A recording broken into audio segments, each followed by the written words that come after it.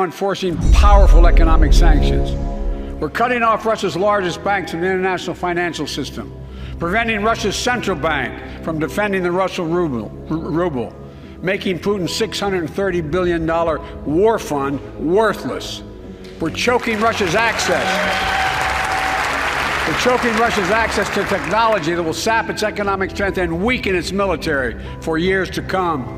Tonight, I say to the Russian oligarchs and the corrupt leaders who built billions of dollars off this violent regime, no more. The United States...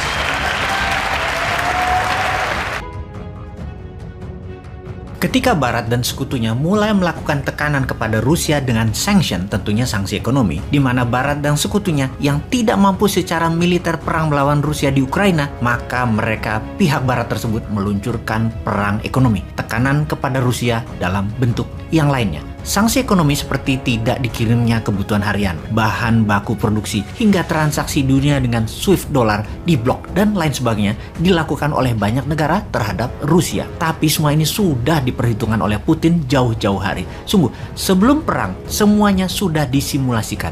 Simulasi di war room, bukan hanya perang bedil-bedilan disimulasikan, tetapi segala macam proxy war dan bentuk 7 perang lainnya seperti masalah ekonomi, sanction, transaksi dolar, alat komunikasi diblok, apapun itu sudah dipertimbangkan dan pastinya sudah punya solusi-solusinya. Misalnya, SWIFT International Payment System di mana transaksi dolar di cut off atau dipotong, tidak bisa masuk ke Rusia atau keluar Rusia. Akankah memukul Rusia? Jawabannya tidak. Kalau hal itu dilakukan malah counterproduktif, membahayakan dolar. Dolar Amerika akan berbahaya karena akan menguatkan kekuatan non-dolar seperti yuan dan rubel. Rusia sudah menyiapkan alternatif shadow banking. Mereka memakai pembayaran alternatif. Kita ingatkan hal ini. Iran, Korea Utara, dan Tiongkok tahu caranya. Bahkan cryptocurrency mereka sudah pakai juga. Melihat siapnya Rusia 360 derajat, Amerika, Barat, dan sekutunya pusing 7 keliling melawan Putin saat ini. Bahkan dalam pernyataan Putin tidak langsung kemarin di hari ke-7 serangan Ukraina, Eropa Barat dan Jerman diancam akan dicekik Rusia habis dengan gas Rusia. Terdiam Eropa Barat itu kemudian.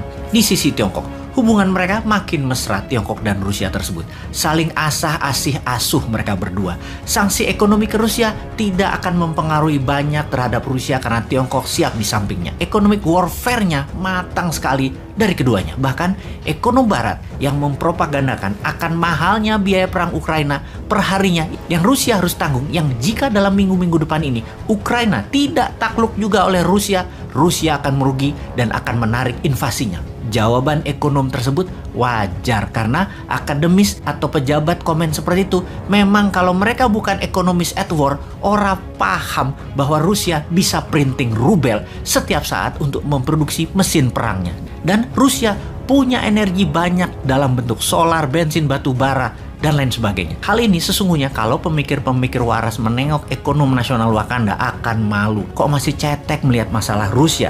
Hanya karena mahal, Rusia akan menghentikan perang. Mahal itu kalau yang komen raja hutang, ya wajar. Kalau tahu cara tidak berhutang mengelola keuangan negaranya, maka perang itu biasa-biasa aja biayanya. Sama seperti Tiongkok membangun 20 miliar meter persegi bangunan dan segala macam infrastruktur dalam 40 tahun dengan biaya mendekati 10 triliun dolar atau 10.000 billion dolar atau 75 kali APBN Indonesia sekarang atau 150 kali APBN Indonesia 40 tahun yang lalu. Total angka yang besar tersebut, siapa yang meminjami Tiongkok? Ya perlu alternatif keuangan lain seperti MMT yang Tiongkok tahu caranya, Rusia pun tahu caranya. Sungguh, perang yang rumit dan mumpuni hanya bisa dilakukan oleh negara berdaulat. Beda dengan ketika Lord mengatakan Indonesia dalam 40 tahun ke depan tidak akan perang, maka Bosman bingung. Bingung kok bisa dia ngomong begitu? Apa itu salah?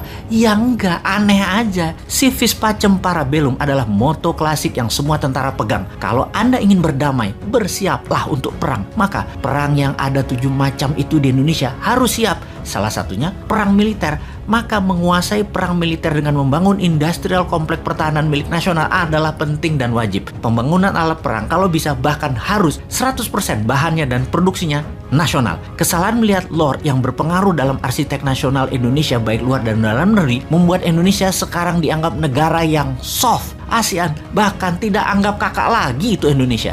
Buktinya apa? Di tengah potensi krisis ekonomi dunia akibat perang, Wakanda pemimpinnya hanya mengingatkan akan naiknya barang-barang harga-harga tersebut. Mengingatkan doang, wong bodoh ngaku pinter juga bisa kalau mengingatkan doang mah. Lalu ngerjain apa sih kalian ini? Jadi keinget gosip nasional saat ini.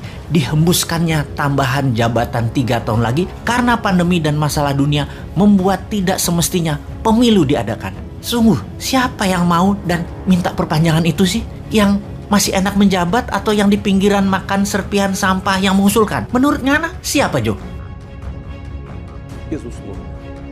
Поэтому будем и дальше развивать, совершенствовать армию и флот.